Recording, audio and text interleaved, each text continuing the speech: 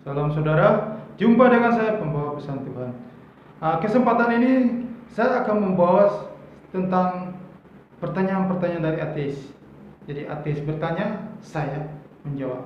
Oke, sebelum saya mulai, saya ingin pesan kepada saudara-saudara semuanya untuk menonton video ini diharapkan sampai tuntas. Jangan di menit-menit awal atau di pertengahan sudah berhenti, karena saudara akan ketinggalan informasi-informasi yang sangat berharga, kabar sukacita yang berguna bagi saudara. Ya, jadi diharapkan saudara menontonnya sampai selesai, sampai tuntas. Oke, Tuhan berkati saudara. Oke, kita mulai pertanyaan ateis yang pertama. Oke, Allah yang bagaimana yang orang Kristen percayai? Oke, terlebih dahulu saya menjelaskan bahwa di dunia ini ada agama-agama yang tidak mengenal adanya, tidak memiliki yang disebut Allah. Ya, misalnya ajaran filsafat Tao, ya, Konghucu, ya, agama Buddha, Hindu. Mereka ajaran-ajaran filsafat yang tidak memiliki adanya Allah, tapi mereka memiliki keperluan rohnya untuk diisi. Nah, mereka membangun berhala-berhala untuk tempat beribadah. Namun yang mereka sembah itu, berhala-berhala itu bukan namanya, itu bukan Allah yang orang Kristen percayai, bukan Allah yang sejati yang orang Kristen percayai. Oke, Allah macam apa yang orang Kristen percayai? Kita harus menjawab hal ini dari Alkitab. Oke, kita buka di 1 Korintus 8 ayat 4 sampai 6 mengatakan tentang hal makan daging yang dipersembahkan kepada berhala. Kita tahu tidak ada berhala di dunia dan tidak ada Allah lain selain Allah yang esa. Sebab sungguh pun ada yang disebut ilah, baik di sorga maupun di bumi, dan memang benar ada banyak ilah dan banyak Tuhan yang demikian.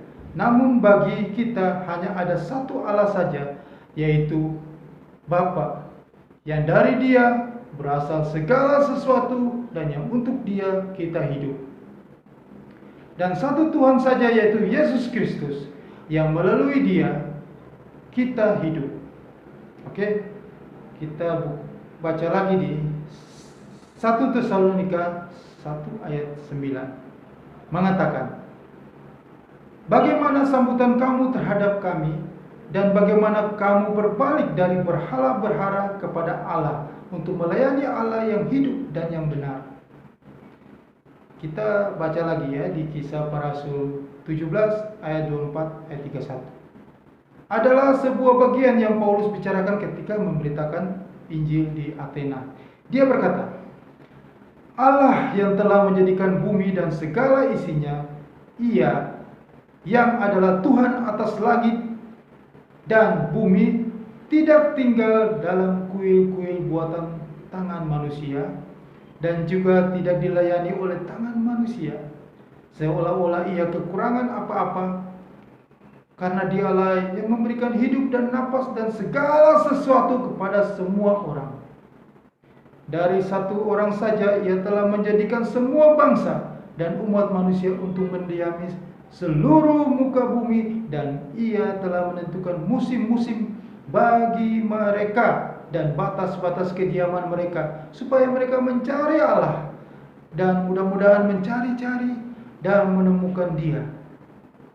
Walaupun Ia tidak jauh dari kita masing-masing, sebab Dia, di dalam Dia kita hidup, kita bergerak, kita ada, seperti yang telah juga dikatakan oleh penjaga-penjagamu. Sebab kita ini keturunannya juga, karena kita berasal dari keturunan Allah. Kita tidak boleh berpikir bahwa keadaan ilahi serupa dengan emas atau perak, atau batu, ciptaan kesenian dan keahlian manusia. Tanpa memandang lagi zaman kebodohan, sekarang Allah memerintahkan semua orang di mana saja untuk bertobat, karena Ia telah menetapkan suatu hari ketika Ia dengan adil akan menghakimi dunia oleh seorang yang telah ditentukannya, Sesudah ia memberikan kepada semua orang suatu jaminan tentang hal itu dengan membangkitkan dia dari antara orang mati. Nah, ini adalah pesan dari Rasul Paulus. Nah, Allah yang diwahyukan menurut Alkitab yang orang Kristen percayai adalah Allah yang unik, Allah satu-satunya, Allah yang hidup dan yang benar, Allah yang menciptakan alam semesta, Allah yang berkuasa atas alam semesta ini, Allah yang segala isinya, dia berdaulat atas alam semesta dan segala isinya, dan juga satu-satunya Allah yang besar, Allah yang berdaulat penuh. Dia mengatur alam semesta ini.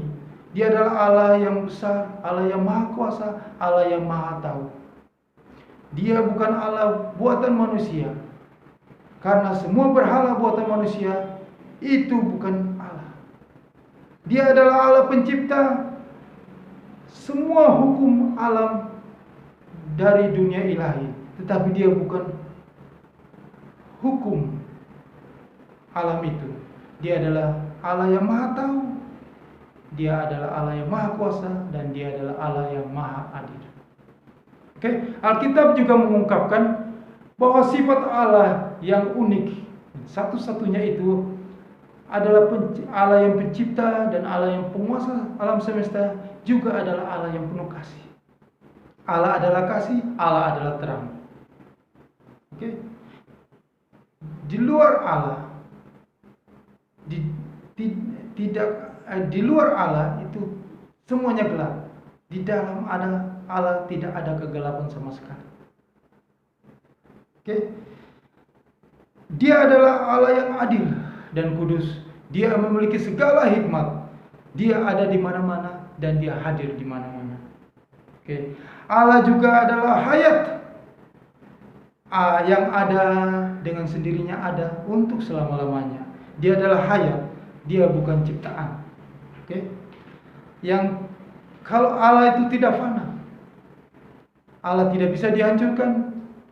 Tidak, Allah juga Allah adalah sang pencipta. Allah ini adalah hayat yang ingin menyalurkan hayatnya kepada manusia yang diciptakannya. Selain itu juga Alkitab mewahyukan bahwa Allah adalah roh. Dia adalah roh, dia tidak bisa dijamah, dia tidak bisa lihat dengan mata manusia. Namun demikian, dia ada di mana-mana dan dia selalu hadir di mana-mana. Jika Anda berada di sana, dia ada di sana. Jika Anda berada di sini, dia ada di sini. Dia ada di mana-mana. Dia adalah seorang yang bisa kita jamah dan terima kapan saja dan di mana saja. Untuk mengenal dan mengontak dia, kita harus memakai roh kita. Singkatnya begini, Allah orang Kristen yang kita percaya adalah Allah yang unik, Allah yang hidup dan yang benar, pencipta dan penguasa alam semesta. Dia adalah Allah yang pertama kali menyebabkan keberadaan manusia di dunia ini. Di alam semesta ini, dia adalah kasih, terang, kekudusan, dan keadil benaran. Dia adalah hayat. Dia adalah roh yang kudus dan selalu hadir di mana-mana. Inilah jawaban untuk menjelaskan pertanyaan ateis yang pertama. Kita masuk ke pertanyaan ateis yang kedua, yaitu ateis percaya kepada Allah, mana yang ilmiah, mana yang tahyul. Jadi perkataan ateis bertanya, percaya kepada Allah itu mana yang ilmiah, mana yang tahyul. Oke, saya menjawabnya. Ada beberapa anggapan orang-orang di dunia ini percaya kepada Allah itu katanya tahyul. Ya. Tidak ilmiah. Sebenarnya mereka menganggap bahwa ateis itu adalah yang sesuai, yang benar, yang paling tepat di zaman modern ini. Ya. Ateis katanya mereka adalah ilmiah. Tentu saja ini pandangan dan anggapan pemahaman yang sangat keliru dan penjelasan yang sangat keliru. Jika kita percaya kepada sesuatu yang tidak ada, itu tahyul, tidak ilmiah. Jika kita percaya kepada sesuatu yang objektif ada, ini bukannya tahyul, inilah ilmiah. Nah, esensi dasar. Jadi sebenarnya ateis itu tidak ilmiah. Esensi dasar dari ilmu pengetahuan ialah mencari kebenaran dari segala hal. Ya berarti ya, tidak ada berarti tidak ada. Oke? Pandangan ini menuntut setiap hal itu harus melewati tahap pengujian dan pembuktian. Dilihat dari sudut ini, ateis itu sebenarnya tidak ilmiah. Karena ateis mengatakan bahwa di alam semesta ini tidak ada Allah, tidak ada Tuhan pencipta, tidak ada Tuhan yang sang pengelola itu, tidak ada sang penguasa. Ternyata mereka tentunya belum melewati suatu pengujian. Ya, mereka tidak bisa membuktikannya. Kenapa mereka tidak bisa membuktikannya? Karena manusia itu terbatas. Orang yang terbatas sama sekali tidak bisa membuktikan Allah yang tidak terbatas itu. Ini logika. Orang yang terbatas tidak bisa membuktikan segala sesuatu yang tidak terbatas itu. Logikanya begitu, ya. Sebab itu Allah itu tidak bisa dibuktikan oleh manusia. Karena apa? Karena manusia itu terbatas. Pertama, manusia terbatas oleh waktu. Ya, umur manusia itu paling tinggi itu 100 tahun. Ada yang lebih, cuma 1-2 orang yang bisa melebihi 100 tahun. Ya, jikalau umur manusia hanya paling tinggi 100 tahun, mereka tidak mampu untuk melihat ribuan tahun yang lalu, masa lampau. Jadi mereka tidak bisa, ya, mereka tidak bisa tahu apa yang terjadi ribuan tahun di masa lampau. Sejarah di masa lampau mereka tidak bisa tahu. Juga apa yang akan terjadi di masa yang akan datang, kita sama sekali tidak bisa tahu manusia. Bagaimana kita bisa memastikan bahwa di alam semesta ini tidak ada satu Allah yang kekal? Nah, kedua itu manusia terbatas dalam ruang. Manusia hidup di satu tempat. Di alam semesta, di tata surya galaksi ini, manusia hanya hidup di satu tempat yang paling kecil, yaitu bumi. Di satu tempat di bumi yang paling kecil. Manusia itu sangat terbatas. Apa yang dia ketahui dalam tempat yang kecil itu sangatlah terbatas. Misalnya, kita tahu sangat sedikit tentang apa yang terjadi di luar planet bumi ini. Manusia bisa tahu apa yang terjadi di planet bumi ini baru tahun 1969 manusia pertama sampai ke bulan. Itu pun juga segelintir yang tahu. Manusia juga terbatas dengan indera perasanya. Itu sangat terbatas. Daya otak Anda juga sangat terbatas. Daya kekuatan manusia juga sangat terbatas. Nah, ada ahli fisika terkenal Albert Einstein mengatakan bahwa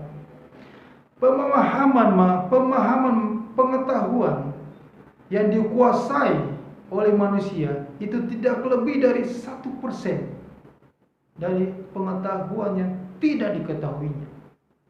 Jadi pemahaman pengetahuan yang dikuasai manusia itu tidak lebih dari 1% dari apa yang tidak diketahuinya. Oke. Dalam masalah ledakan, pengetahuan yang dikuasai seseorang itu lebih kecil daripada setetes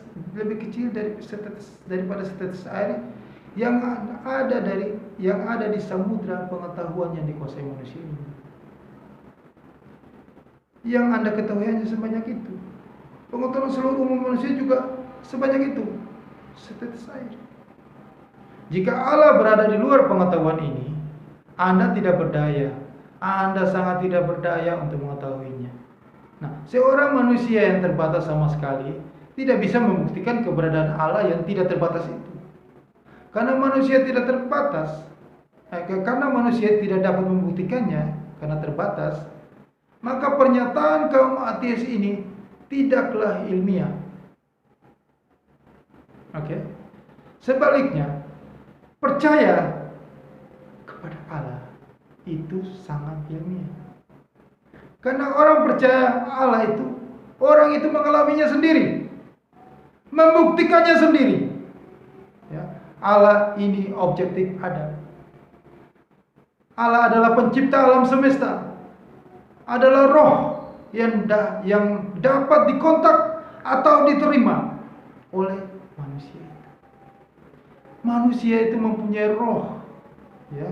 Ketika kita memakai roh kita untuk mengontak, kita percaya dan menerima Allah ini, Allah itu akan bereaksi ke dalam diri kita. Reaksi ini mungkin saja tidak mutlak sama. Setiap orang tidak akan sama reaksinya, tetapi semua orang merasakan perasaan itu. Bisa diketahui adanya keberadaan Allah yang objektif itu. Ya, contohnya kita andaikan listrik masuk ke dalam alat-alat yang berbeda-beda akan menimbulkan fungsi yang berbeda-beda juga. Ya, mungkin untuk menerangi, memanaskan, dan untuk mendinginkan. Ya. Nah, itu adalah reaksionistik yang objektif itu. Nah, hari ini Allah itu sepertilah suatu sumber yang paling besar di alam semesta ini.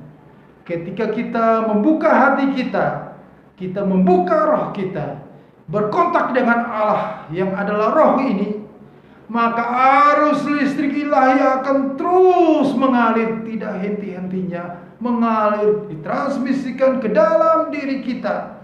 Ketika rohnya masuk ke dalam kita, hidup manusia, kita bisa mengalami perubahan yang ajaib. Orang yang hamba bisa menjadi penuh arti, hatinya penuh damai sejahtera, sukacita, dan penuh kasih. Perubahan macam ini bisa kita rasakan. Itu alami. Karena itu Allah yang dipercaya orang Kristen. Bukanlah Allah yang objektif ada, tapi lebih dari itu, Allah yang benar-benar nyata, Allah yang benar-benar objektif, Allah yang bisa dialaminya sendiri, ya. Dan mengalaminya, mereka juga bisa membuktikannya bahwa Allah itu ada. Karena itu orang Kristen percaya kepada Allah itu adalah sangat-sangat ilmiah. Percaya kepada Allah yang objektif ada, bukan Allah yang tidak ada. Karena mereka merasakannya, mereka mengalaminya sendiri. Tidak hanya demikian, kita menerima Allah yang objektif ada ke dalam kita, dia juga pengalaman kita yang sangat subjektif. Ya. Allah ini senang masuk ke dalam kita. Orang-orang yang percaya dan menerima dia, bersatu dengan kita, berbaur dengan kita, dan berkonspirasi dengan kita. Nah, sekarang janganlah Anda membuang-buang waktu Anda. Bukalah hati Anda sekarang. Serulah namanya, oh Tuhan Yesus, oh Tuhan Yesus. Dengan doa yang sederhana, dia akan masuk ke dalam diri Anda. Sikap ilmiah adalah melakukan percobaan. Anda harus mencobanya, dan Anda harus membuktikan. Anda harus berdoa dan mencoba. Okay? Dengan demikian, Anda bisa mengetahui bahwa percaya Allah itu bukan tahyul, tapi itu sangat ilmiah. Kalau Anda percaya kepada sesuatu yang sama sekali tidak ada, itu yang namanya tahyul. Itu tidak ilmiah. Namun Anda percaya sesuatu yang objektif ada, dan sesuatu yang benar-benar nyata, objektif itu masuk ke dalam diri Anda, menghasilkan suatu pengalaman yang subjektif, maka itu bukan tahyul.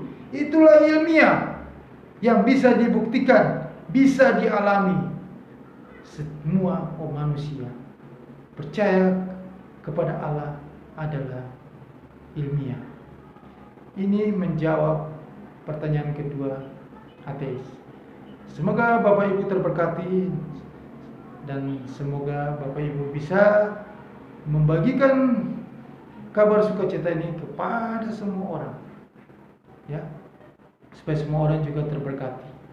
Oke, sebelum saya akhiri video ini, saya ingin sampaikan kepada Bapak Ibu yang belum subscribe atau Bapak Ibu yang baru bergabung dengan channel YouTube ini, silakan Bapak Ibu subscribe di bawah video ini, sehingga saya juga akan setia memberikan video-video tentang firman, tentang kabar sukacita, tentang informasi, tentang hal-hal yang menarik bagi kehidupan Bapak Ibu. Terima kasih, Tuhan memberkati saudara.